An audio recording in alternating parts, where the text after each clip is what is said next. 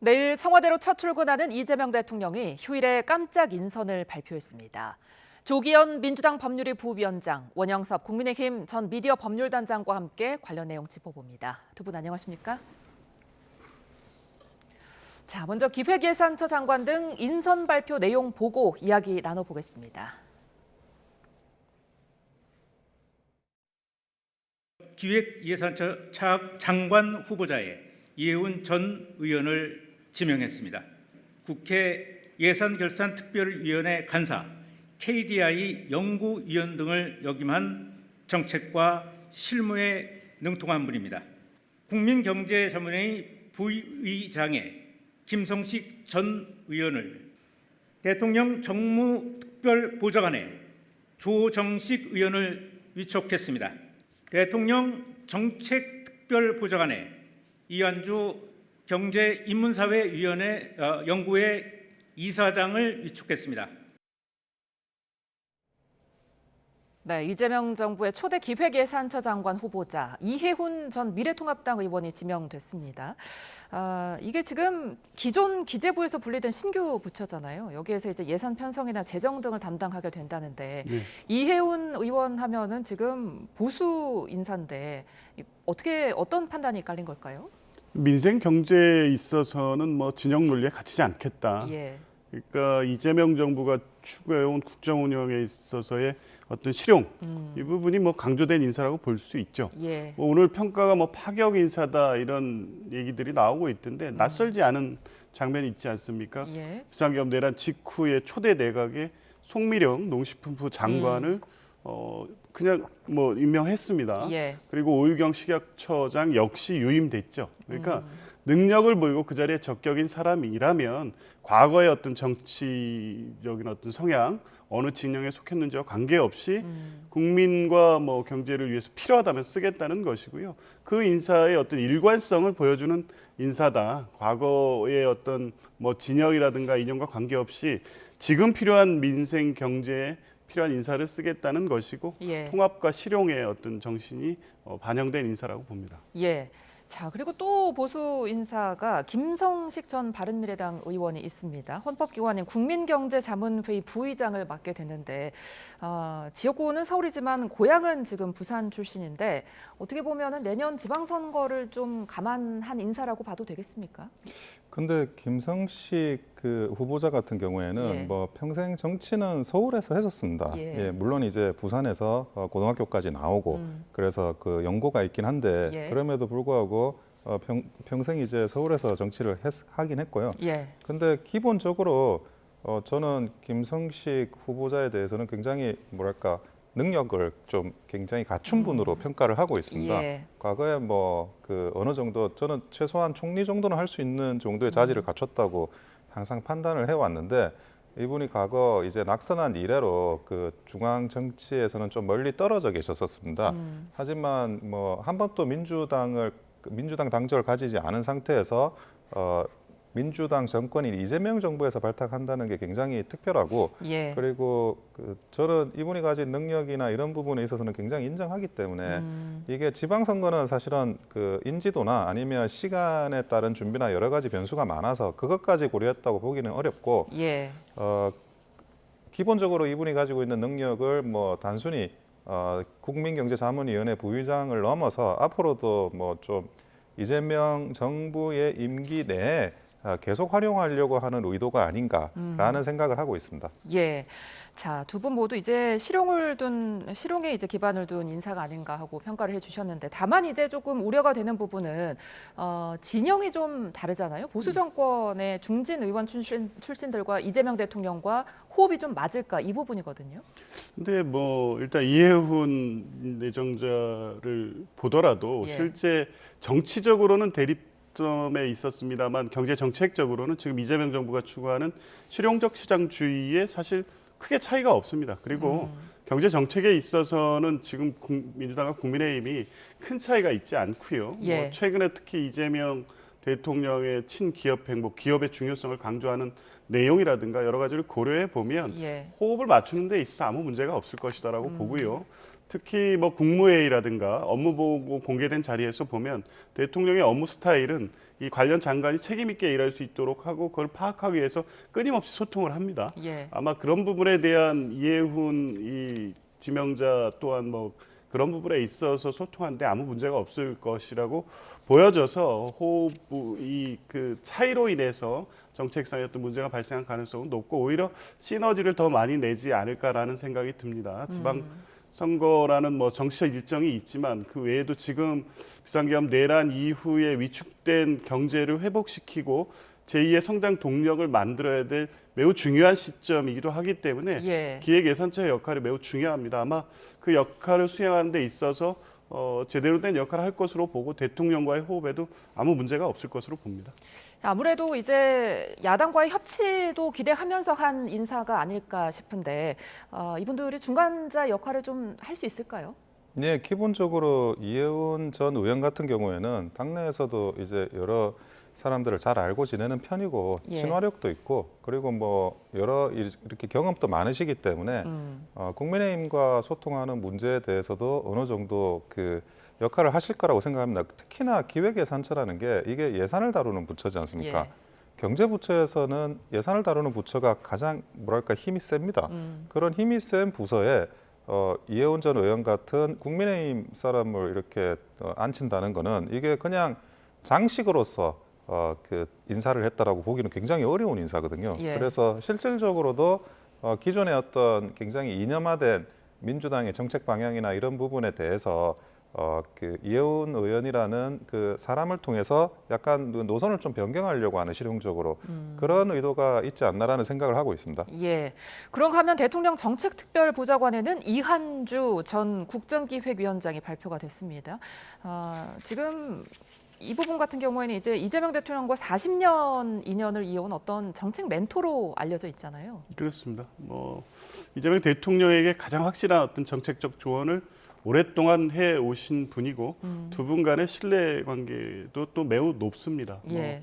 특별보좌관의 역할이라는 게 대통령의 의중을 읽고 필요한 정책을 조언하는 역할이기 때문에 뭐 아주 적격의 인사라고 보여지고요. 예. 뭐 아마 이재명 대통령의 어떤 판단을 돕는 데 있어서 가장 중요한 역할을 해줄 것을 기대하고 있고 아마 그런 결과를 내올 수 있는 인사라고 봅니다. 다만 전에 다주택자라는 지적을 받기도 했습니다. 네, 그 특히나 그 과거에 중학생이나 초등학생이던 두 아들에게 서울 영등포구 상가를 증여를 한다든지 뭐 예. 이런 좀 납득하기가 어려운 그런 행위를 했기 때문에 이 부분에 대해서 좀 많은 논란이 있었습니다. 예. 그렇지만 어쨌든 오랫동안 그 이재명 대통령을 알고 지낸 예. 그런 정책 전문가이기 때문에 특보로서 이렇게 가까이 두고 여러 가지 정책 자문을 받으려고 하는 그런 의도에서 진행된 인사라고 보여집니다. 예. 자, 그리고 끝으로 대통령 정무특별보좌관. 여기 이제 민주당 조정식 의원이 발탁이 됐는데 육선 의원입니다. 어떤 역할을 기대하게 되는 걸까요? 뭐 일단 지방선거를 앞두고 정무 라인을 재정비하는 의미가 있어 보입니다. 예. 뭐 우상호 정무수석하고 또 정무비서관이 지방선거 출마설이 나오고 있는 상황이고요. 예.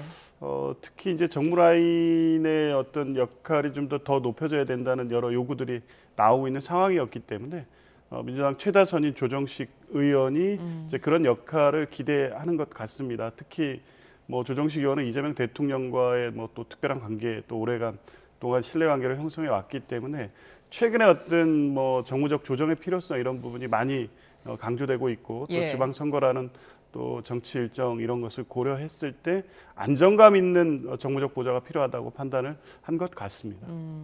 그리고 잠깐 뭐 언급을 해주셨는데 지금 강원도지사 후보군으로 우상호 정무수석이 하마평에 오르고 있잖아요. 어떻게 보면은 이 조정식 의원을 우상호 의원 다음으로 어떤 정무수석에 염두해둔 인사로 봐도 될까요?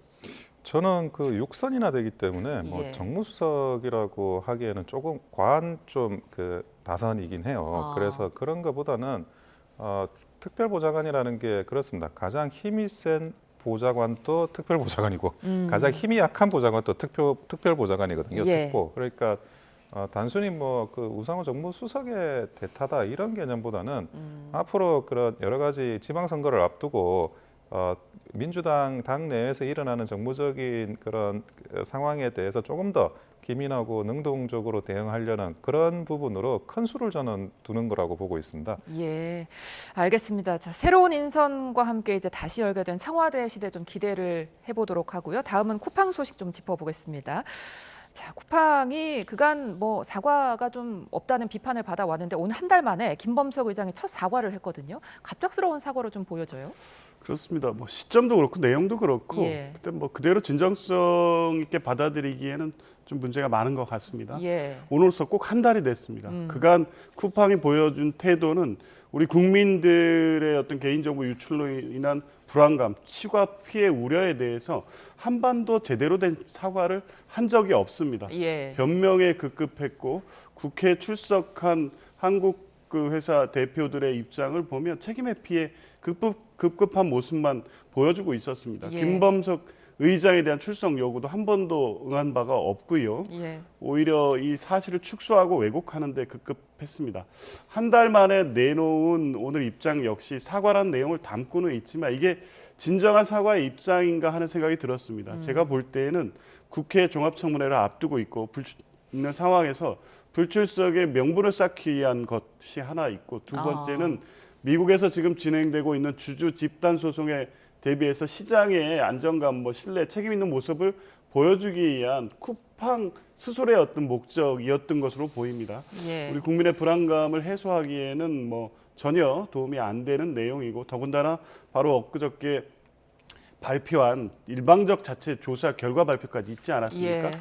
이런 철저하게 계산된 그 행보를 보이고 있습니다. 더군다나 이 내용 중에 종합청문회 불출석 입장을 밝히면서 예. 예정된 일정을 얘기했는데 과연 예. 이런 쿠팡의 어떤 모습을 보면서 김범석 의장의 모습을 보면서 과연 쿠팡이 지금 국민적 우려를 해소할 수 있는 조치를 취하고 있는지에 대해서 근본적 회의를 갖게 하는 입장 발표였습니다.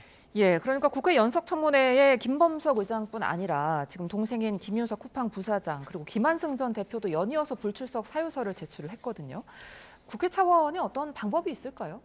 원래는 그 정당한 사유 없이 불출석을 하게 되면 예. 국회 적응감정법 제12조에 따라 가지고 형사 고발을 할 수 있습니다. 예. 그러면 3년 이하의 징역 또는 이제 1천만 원 이상의 벌금에 처하게 됩니다. 예. 그리고 동행명령장이나 강제구인을 할 수가 있고 외국에 이제 거주하고 있으면 동행명령장이나 강제구인을 현실적으로 하기 어려운 부분도 있을 수가 있는데요.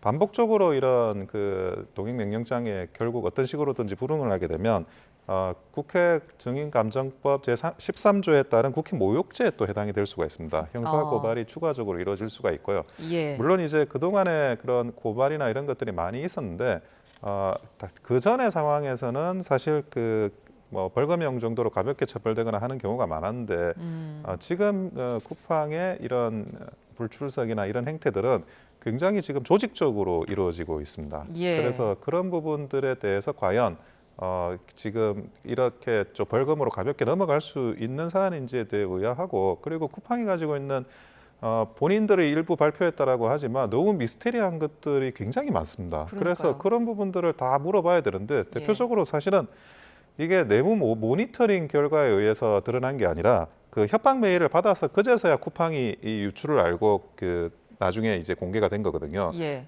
무려 138일 동안 모른 상태로 있었습니다.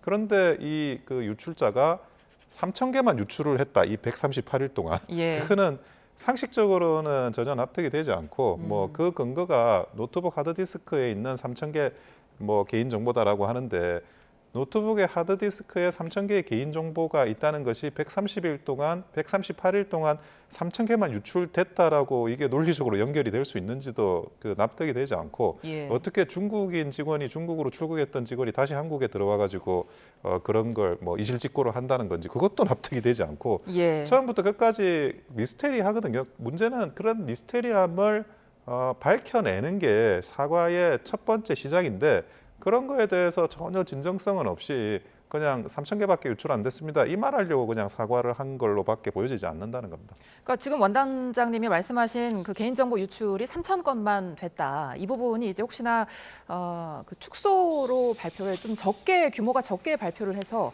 나중에 어떤 민사상의 손해배상 책임을 줄이기 위해서 한 게 아니냐 이런 말도 나오거든요. 그러니까 집단 소송에서 배상액을 낮추려는 게 아니냐 이런 지적에 대해서는 어떻게 보세요?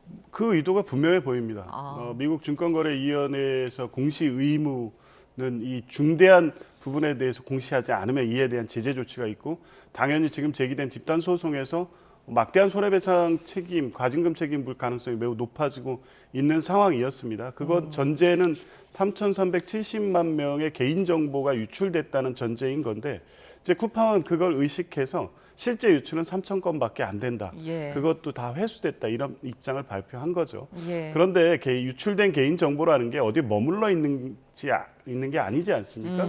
계속 어떤 이 정보통신망을 통해서 2차, 3차의 유출 확산되기 때문에 지금 쿠팡의 발표를 곧대로 믿을 사람은 없을 겁니다. 예. 아마 미국 증권거래위원회의 어떤 조치 결정에 대비한 포석으로 보이고 지금 우리나라에서도 피해자들의 손해배상, 집단 손해배상 소송이 계속 되고 있지 않습니까? 예. 그 부분을 사전에 차단해서 시장에 어떤 악영향을 미치지 않기 위한 조치로 보이는데 지금 우리 범정부 기구 TF에서 조사하고 곧이어 경찰의 수사가 이루어질 경우에 아마 그 당부에 대한 판단은 멀지 않아 이루어질 것인데 지금 쿠팡에 3,000명 정도가 유출됐다? 그대로 신뢰하기 어렵죠. 지금 이제 쿠팡의 대응에 대해서 여야 모두 한 목소리로 비판을 하고 있지만 이 정부와 국회 대응을 놓고서는 서로 이제 책임 공방을 벌이고 있거든요. 국민의힘에서는 정부와 여당이 엄정 대응 말로만 하고 있고 실효성 있는 제재는 내놓지 못하고 있다 이렇게 비판을 하고 있더라고요. 근데 그 지금 정부의 가장 큰 문제는 이 내부적인 진상 파악에 있어 가지고 아주 정확하고 신속한 진상 파악을 해야 되는데 그 예. 부분을 제대로 하지 않는다라는 거. 그 부분이 이제 제일 큰 부분입니다.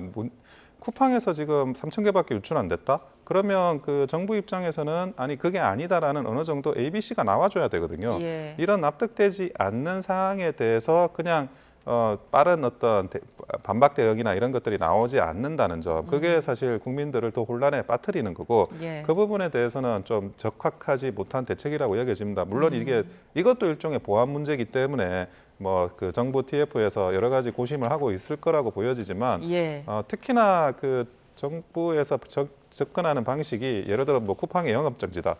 근데 쿠팡이라는 회사가 이제 그 이런 보안 문제를 잘 관리한 쿠팡으로서 영업을 잘하라는 거지 영업을 하지 말라. 이거는 사실은 그 과징금보다 더한 좀 법적인 상당성을 넘어서는 게 아닌가 싶을 정도의 그런 그 일종의 좀 과도한 이야기일 수 있어가지고 그 부분도 좀 적절하지 않은 부분이 있고 예. 그리고 그 홈플러스와 이걸 연계시키는 부분이 있어요. 예. 홈플러스를 인수하는 것까지 뭐 고려해라 이런 발언이 그 좀 법 여건에서 나온다는 것 자체가 이거를 그 정말 진실 규명을 하고 재발 방지를 세우고 국민들께 어떤 정확한 그 보상이나 이런 것들을 하기보다는 다른 정치적인 의도로 활용을 하려는 게 아닌가. 그러면 거기서 지금 미국이나 중국이나 이런 여러 국가들에 가지고 있는 다른 이해관계가 맞물리면서 사건이 딴 데로 튈 수가 있어요. 예. 그런 부분들에 대해서 굉장히 우려를 하는 겁니다. 이제 반면 민주당에서는 그러니까 이런 관련 내용들을 밝히기 위해서 국회에서 이제 청문회를 열려고 하는데 국민의힘 소속 상임위원장들이 청문회 개최를 방해하고 있다 이렇게 주장하고 있죠. 그렇습니다. 지금 정부는 범정부 TF를 구성해서요. 이번에 예. 유출 사건과 관련된 전 부처가 나서서 진상을 조사하고 추가 피해를 막기 위한 조치를 취하고 있고요. 당연히 쿠팡 측과 협의를 하면서 필요한 어떤 협조라든가 이런 걸 요구하고 있는 것으로 알고 있습니다. 다만 명확한 사실 규명이 되기 전에 예. 이런 내용이 공개되는 것 자체가 국민들에게 또 다른 이 불안감을 줄 수 있기 때문에 신중할 수밖에 없는 입장인데 이제 이러한 사실을 알면서도 쿠팡이 본인들의 어떤 이 소송상에 대비하기 위해서 정부의 어떤 조치상에 혼선을 주는 이 발표에 대해서는 쿠팡을 비판해야지 정부를 비판할 문제는 아니라고 보고요. 정부가 하는 진상규명과 관계없이 국회는 국회대로 역할을 해야 됩니다. 지금 쿠팡이 청문회 이미 진행된 청문회를 통해서 보여준 이 무책임한 태도에 대해서 다시 한번 불러서 이 실제 관련된 상임위 전체가 관련된 내용을 묻고 그 사이에 쿠팡이 몇 차례 입장 발표가 있었기 때문에 예. 그 내용은 국회는 국회대로 파악해 볼 필요가 있는 거죠. 그리고 나서 추가적으로 더 다른 국정조사가 필요하면 같이 협의해 나가면서 하면 됩니다. 지금 가장 중요한 것은 여야가 이걸 놓고 정치적 이해관계를 타산할 때가 아니지 않습니까? 국민 피해를 막고 사태의 진상을 정확히 규명하고 하고 그에 합당한 책임을 쿠팡에게 묻기 위해서 여야가 어떤 진영과 관계없이 같이 협조하면 될 일입니다. 청문회를 왜 안 하려는지 이해가 안 됩니다. 알겠습니다. 끝으로 특검 소식 짚어보겠습니다. 김건희 특검이 오늘 이제 수사를 공식 종료하고 내일 최종 브리핑을 합니다. 이제 이렇게 되면 3대 특검이 모두 종지부를 찍게 됐는데 그동안의 특검 어떻게 보셨습니까? 그 김건희 특검뿐만 아니라 3대 특검이 대한민국 역사상 최대 규모의 특검이었습니다. 예. 김건희 특검하고 그 내란 특검은 170일이었고 그리고 이 3대 특검에 투입된 인원이 한 600명 정도 됩니다.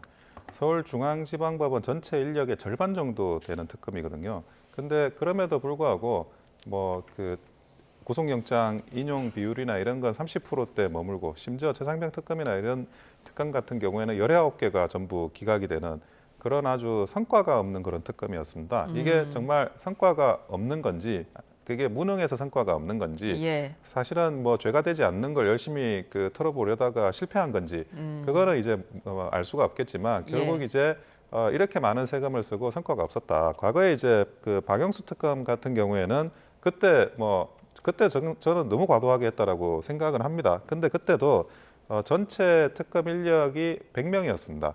그 검찰 수사관을 포함해 가지고 그리고 기간도 90일이었습니다. 그래서 세금을 그렇게 많이 쓰고도 어떤 성과도 제대로 올리지 못한 특검이었다는 건 분명한 사실입니다. 예, 성과가 없는 특검이었다라고 평가절하 하셨는데 위원장님은 어떻게 보셨어요?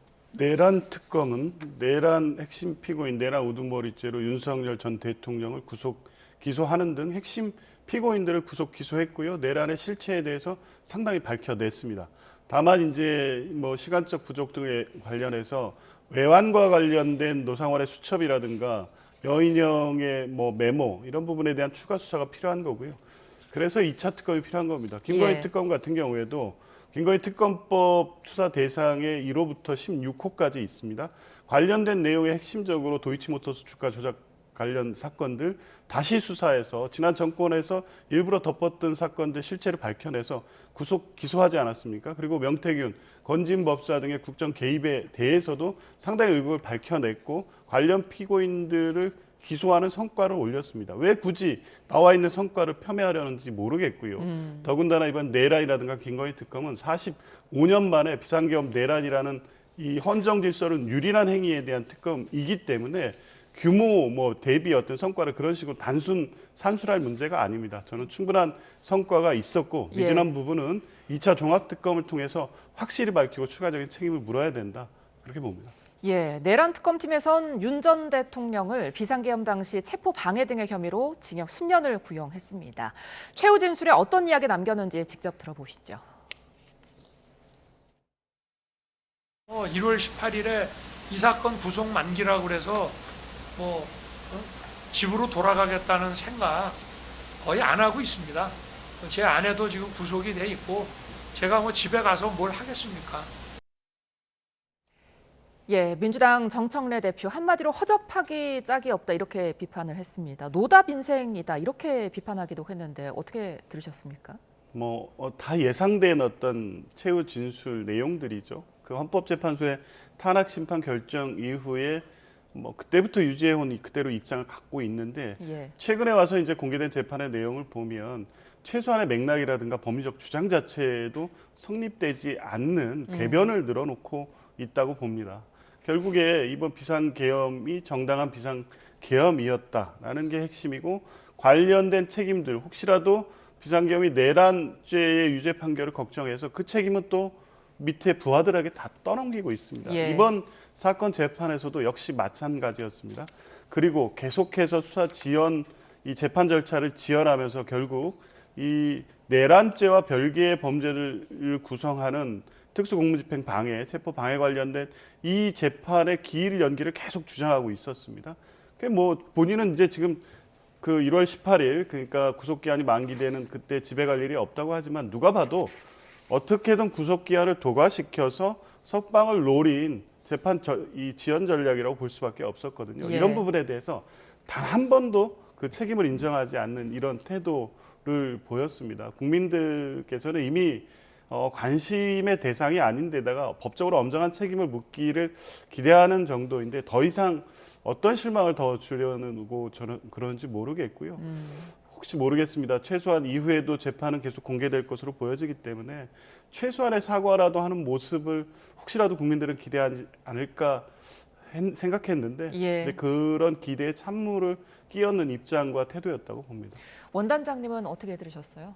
제가 볼 때 기본적으로 이 체포방해 관련해서는 과거에 이제 그 공수처가 적법한 수사권을 가지고 있느냐에 대한 문제부터 출발을 하는 겁니다. 지기현 판사도 공수처가 수사권이 있는 데에 대해서는 의문이 있다라고 구속 취소 결정문에 이미 기재를 했던 사안입니다. 예. 그것은 사실상 공수처가 적법한 수사권이 없는 상태에서 이런 체포와 관련한 일체 행위를 했다라는 점을 암시하는 부분이고 이거는 선처 호소의 부분이 아니라 법리적인 무죄의 다툼의 영역에 있습니다. 실제로도 윤석열 전 대통령은 뭐 단순히 선처를 호소하는 게 아니라 그런 부분들에 대한 법리 다툼을 치열하게 하면서 무죄를 지금 주장을 하는 거고 다만 신병에 있어서는 그런 여러 가지 이야기를 이번에 최후 진술에 한 것 같은데 그와 상관없이 기본적으로 그 무죄 취지의 주장을 하고 있고 그것은 이미 지기현 그 부장판사의 구속 취소 결정문의 이유에서 일부 그 타당성이 인정된 부분이 분명히 있다라는 말씀을 드립니다. 알겠습니다. 오늘 두 분 말씀 여기서 줄이겠습니다. 지금까지 조기현 민주당 법률위 부위원장, 원영석 국민의힘 전 미디어 법률단장과 함께했습니다. 고맙습니다.